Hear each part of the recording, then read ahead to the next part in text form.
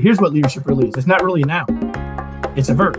So we are leading when people choose to follow. And it's like that flexibility goes hand in hand with like being rooted and being grounded and being consistent, knowing that you have something valuable to offer and that you can stay like a loving leader. Confidence grows through doing things, right? I talk about the confidence competence loop. So when we have confidence about something, then our competence builds, right? Like, because if we have confidence, we'll try it. And if we try it, chances are we'll get better at it. And guess what? After we get better at it, what are we? More confident. When you're really genuinely honest about your progression and about your growth journey to your audience, you help them more than when you start off knowing it all, because you help them along their journey. Because you move from being someone who is telling them as to being someone to help them discover, which is far more powerful. Embodying the energy of being the thing I want to be. We need to be rooted like a tree in our principles, values, and purpose, but we need to be flexible like a tree in the approaches in which we go about. Notice that what we've said is start. You don't have to start knowing it all, and you don't have to start being perfect. You just start. You are the one that you've been waiting for. No need to knock open the door. Take the leap and be the dream. Be the Dream is your guide to authentically sharing your voice and stepping into the life you've always wanted. Whether through music, speaking, or creative expression, we're here to help you own your unique sound and make an impact. I'm Carolee Garrison, and this is your time. As a lighthouse for aspiring vocalists, I'm here to illuminate the path to fearless self-expression, helping you tap into your most vivacious voice. Through powerful interviews and expert insights, you're going to gain the confidence to be heard, be seen, and finally be the dream. Hey guys, welcome back to the Be the Dream podcast. Today, I'm so excited to talk about leadership with Kevin Eikenberry. He is the Chief Potential Officer of the Kevin Eikenberry Group, a leadership and learning company based in Indianapolis with a team across the United States. He has spent over 30 years helping organizations and leaders from at least 53 countries become more effective. Global Gurus has listed him on the list of the most influential thinkers on leadership over the last 4 years. His blog and his podcast are among the most popular on leadership. His books, Remarkable Leadership, From Bud to Boss, and The Long Distance Leader, The Long Distance Teammate, and The Long Distance Team are among books he's authored or co-authored. And he believes that his new book, Flexible Leadership, Navigate Uncertainty, and Lead with Confidence, is his best and most important work yet. I'm so excited to share this episode with you guys. You're going to love it. Kevin, I am absolutely thrilled to have the opportunity to talk to you today because you inspire leaders, and it is so difficult for some people to step into that capacity of being a leader. You lead leaders, you have written books on leadership, and I'm so excited to get your thoughts on leadership. So let's dive in. I want to start with asking you, what brought you into this leadership training capacity? What got you to this point today? Well, I'm doing the work I was put on the planet to do. That's the simple and straightforward answer. And you can tell if you're watching by the color of my hair that I've been doing it for a while. So I feel very blessed and fortunate to have found my life's work and have been doing it for a long time. And writing, as you mentioned, is one of the outlets or one of the media for doing what I do, which is to help more leaders make a bigger positive difference and make the world a better place. Amazing. So what are some of the strategies that you use to help people step into that capacity when it can be so, I don't know, we get stuck in this idea that, well, I don't think I'm enough. I don't think I know enough yet to help anybody else. So here's the first thing. Let's start here with the word leadership. So I believe that we could think about leadership as capital L leadership or lowercase leadership. Capital L leadership is, I'm the boss, right? I have people that work for me. I don't love those words, but they're the best words to describe what we're talking about. Like they have positional power, positional authority. That's leadership, but that's not the only thing that leadership is. Leadership, here's what leadership really is. It's not really a noun. It's a verb. So we are leading when people choose to follow. And if people are choosing to follow us, we're leading, right? So you might think you're waiting, but if you look around, you might already be leading. That's the first thing I'll say. The second thing I'll say is that as I was listening to you ask the question, Carolee, the first thing that crossed my mind is the last word in the title of my new book, which is confidence. Like ultimately, so the title of the new book is Flexible Leadership, Navigate Uncertainty and Lead with Confidence. And typically we think about confidence as being, well, I have to have done it all, been it all, so that I can then, show up in a leadership. And that's not really the case. And in fact, if you think that you have to know it all before you can lead, ask yourself this question. Have you ever had a boss that acted like a know-it-all? And is that who you want to be? Chances are no. Now, I understand that there is a need to know things, and there is a need to have some level of expertise. But there's a difference between expertise and being an expert. That's the first thing I'd say. And the second thing about confidence is that confidence grows through doing things, right? I talk about the confidence competence loop. So when we have confidence about something, then our competence builds, right? Like, because if we have confidence, we'll try it. And if we try it, chances are we'll get better at it. And guess what? After we get better at it, what are we? More confident. So the long version to your short question is you just need to start. But you don't have to start big. You can start small. I often tell people, Carolee, when I'm talking to people about they're nervous when they're going to give a presentation, let's just say. Yeah. And I always say, in the land of the blind, the one-eyed man is king, which simply means you don't have to know everything. But chances are, if you were asked to give that presentation, you know something they don't know. Now, as in leadership, it's not all about knowing, but I want to make that connection that you don't have to have it all figured out. You just have something figured out. And if you do, you may very well attract others who choose to follow.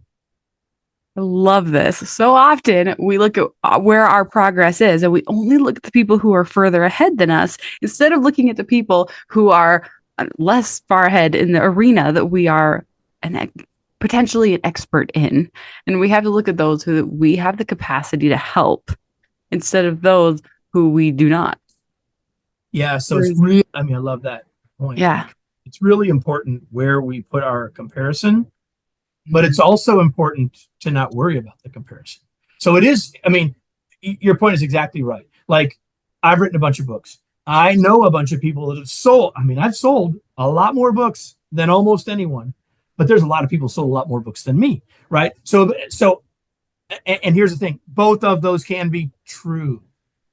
Like, there can be someone far ahead of you, and you can learn from them, and you can aspire to that. And that's nothing wrong with any of that.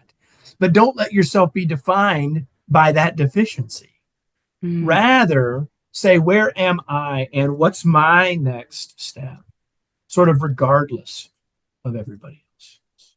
Amazing. So I want to go back in time and find that moment for you where it took a courageous amount of, effort for you to step into a leadership role that you didn't feel like you were ready for.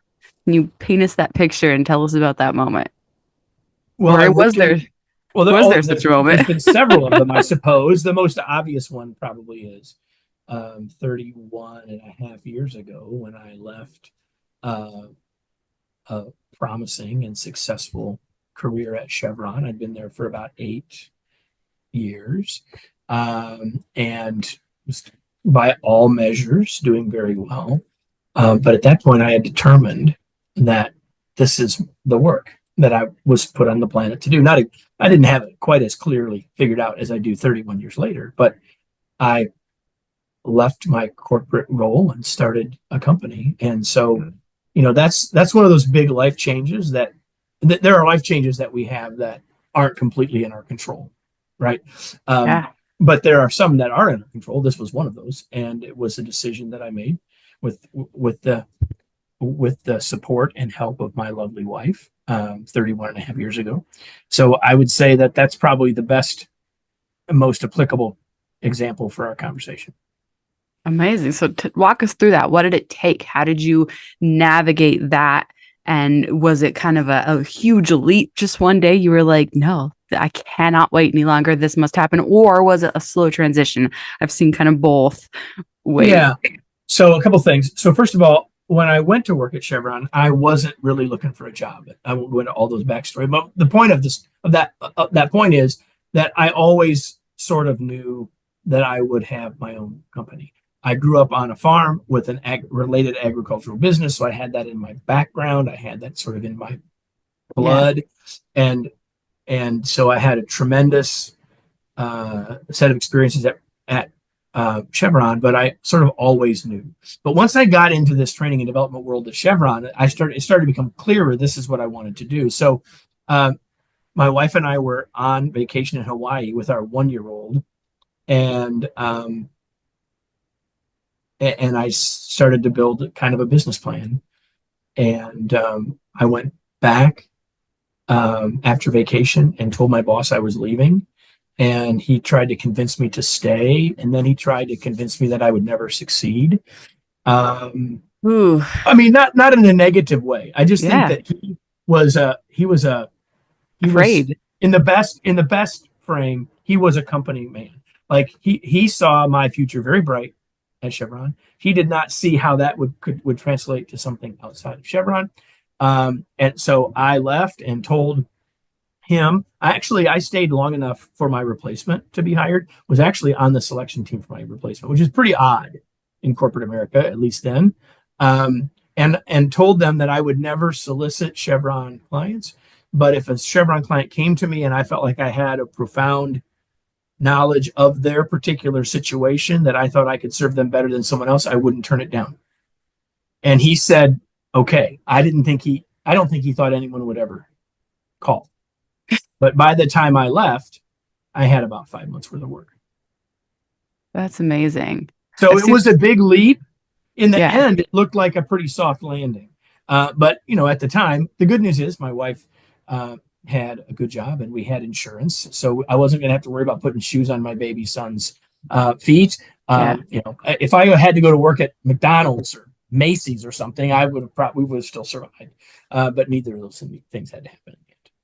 That's amazing. And it takes so much courage to take that leap from corporate to entrepreneurship. But I think that background of like, I know this is right for me, and having prepared yourself throughout your life to live a life as an entrepreneur, which a lot of people don't feel prepared for. Yeah, I think that a lot of people like the idea. And I think that some people do it for, I won't say the wrong reasons, but for less than the best reasons. And that being, well, I don't want to have a boss. Well, you're still going to have one. It's going to be yourself, or it might be your spouse. And that might be harder than having the one you have in the office. Like, I don't think that's a good enough reason, personally. I mean, I'm not ultimately the judge of what your reasons are, but I think having purpose for doing it is really useful. And so I spent a lot of time preparing for that mentally, preparing for that by reading, preparing for that in all sorts of ways, along with my background as a kid and all that stuff in college and all that stuff. But when the time, I guess you could say it was a slower thing, but when I was ready, to our earlier conversation, trust me, there was a lot I didn't know. I was probably better prepared in some ways than some other people. But there was plenty that I didn't know. And there was plenty that life was going to that I was going to have to figure out. And that's just life. That's just life. Yeah. So talk to me about self-leadership as you dove in to entrepreneurship and you were like, well, now I'm in charge. Now no one's running me. No one's telling me what to do. Now I have to choose. And I imagine this is something that you teach. Now I have to be in charge of me. And that's frankly the hardest person to be in charge of because you know what you can get away with. I think that the the thing that is so important is recognizing that we have choice.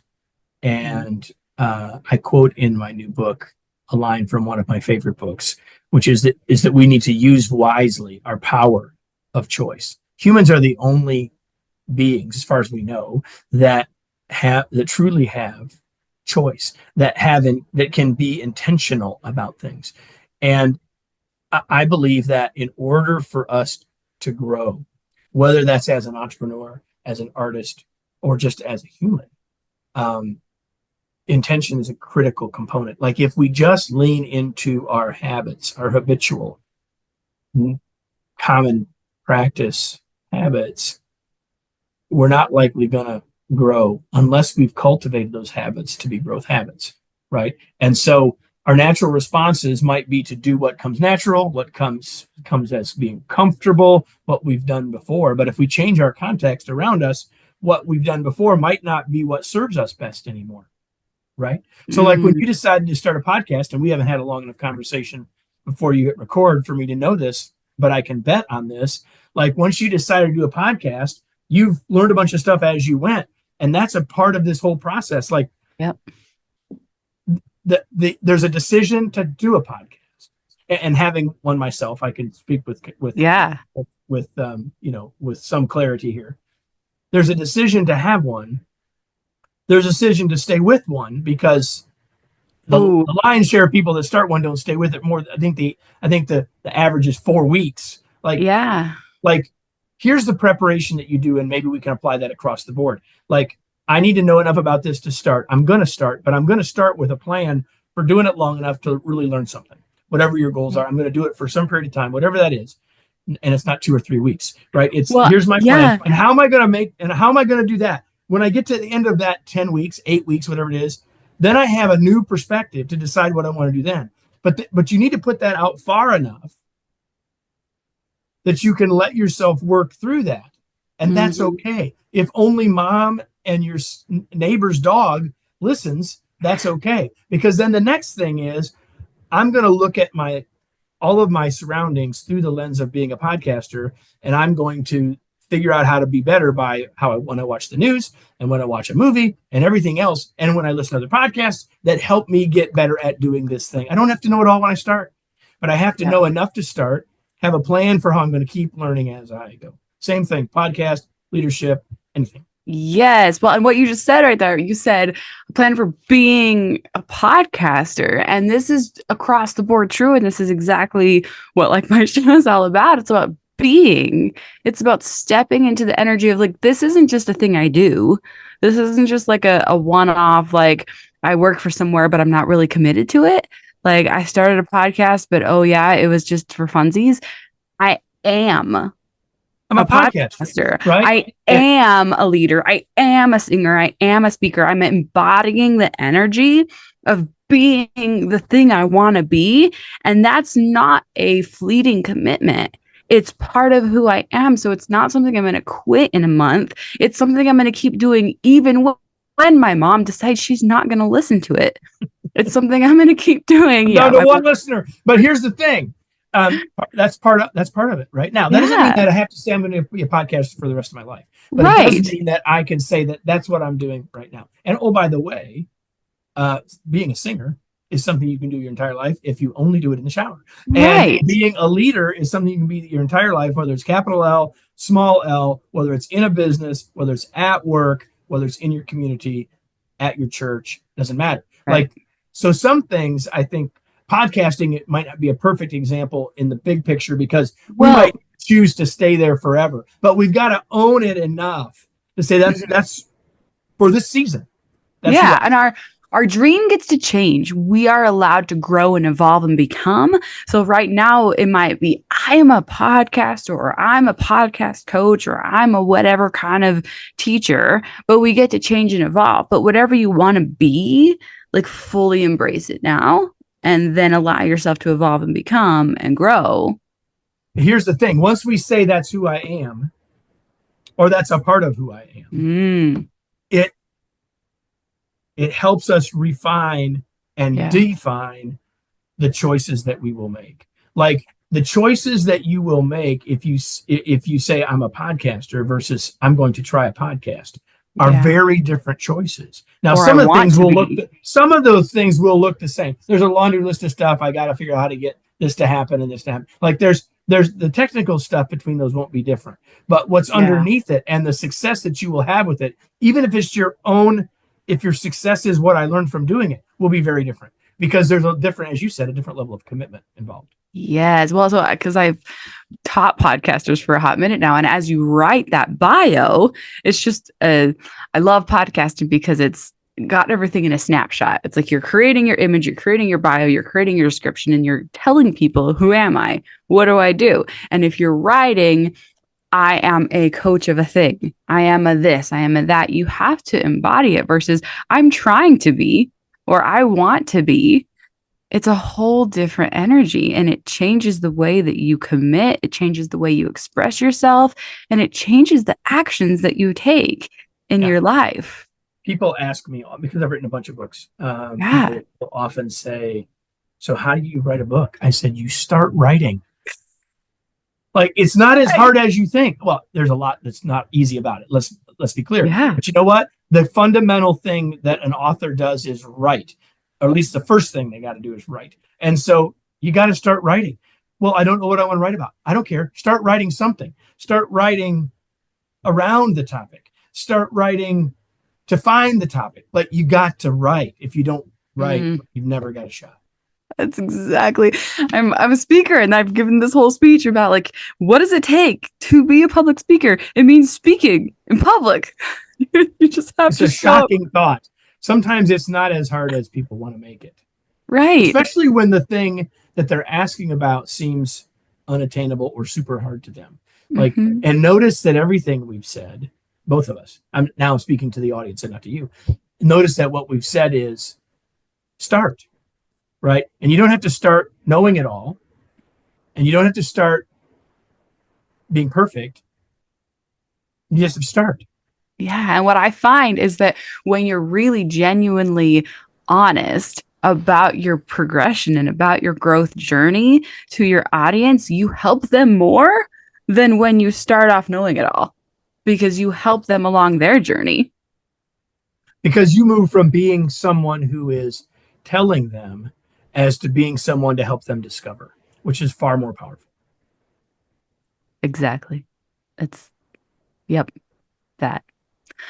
Amazing. So tell us more about your business and how people work with you and how you serve the world. So our business is now, it's not the same name as it was 31 years ago, but it's the Kevin Eikenberry Group. And you can find everything about what we do, our products and services at kevineikenberry.com. I'm sure you'll have that in the show notes because you are a star, but Kevin Eikenberry, EIKENBERRY.com is where you can find all about us. If you found what we talked about today interesting and you'd like to sort of follow me, LinkedIn is a great place to do that. You'll have no trouble. If you can remember how to spell my name, you will find me in the big Google machine. I promise you that. We've talked a little bit about my new book, Flexible Leadership, Navigate Uncertainty and Lead with Confidence. I keep looking over at it. I might as well show it to you. There it is. And so you can learn more about that by going to kevineikenberry.com/flexible and even get a sample chapter when you go. Well, and tell us about, what does that mean, flexible leadership? And which I'm adoring that concept because I feel like we've all experienced examples of inflexibility and how awful it is. Yeah. So in short, here's what I would say. That we need to be rooted like a tree in our principles, values, and purpose, but we need to be flexible like a tree in the approaches in which we go about leading, communicating, coaching, and 100 other things that are part of leadership. So the idea of being a flexible leader is recognizing that it's not about being consistent or flexible, but it's about being consistent and flexible. And so that's the idea of a flexor. And there's a bunch of them in the book.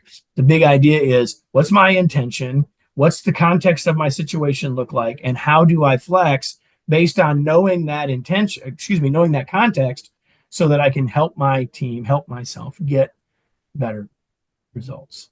Amazing. And I find that, in leadership roles, like so many things require flexibility and come out of the blue and require sudden deadline changes and sudden things come in that, are chaos and require that you change things at the last minute. People's lives are always up in the air and, personnel changes and things.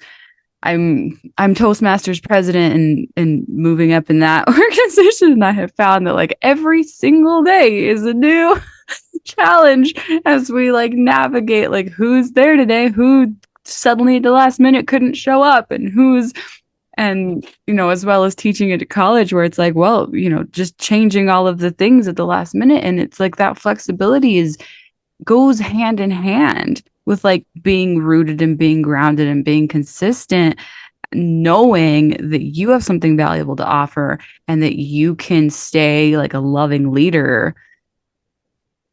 Yeah. Yeah. So if you take Toastmasters, which I haven't been in a Toastmasters meeting in 100 years, but if you take that, I'm sure some of the things are still the same because there are processes. There are things that we're going to do in every meeting. We're going to have an account, we're going to have this, we're going to have that, we're going to have all these things. And yet we can take that as our starting point, and then we can build on top of that. And so we need to know what are those pieces that are consistent that we can build on. If I can say one more thing before we go, since we started by talking, you asked me about confidence, and I said that the last word in my book title is confidence. I want to give anyone who's listening a gift, and so if you go to kevineikenberry.com/gift. I'm going to give you access to the masterclass that I wrote about, or that I recorded about building our confidence in the confidence of others. So it's confidence through the lens of leadership.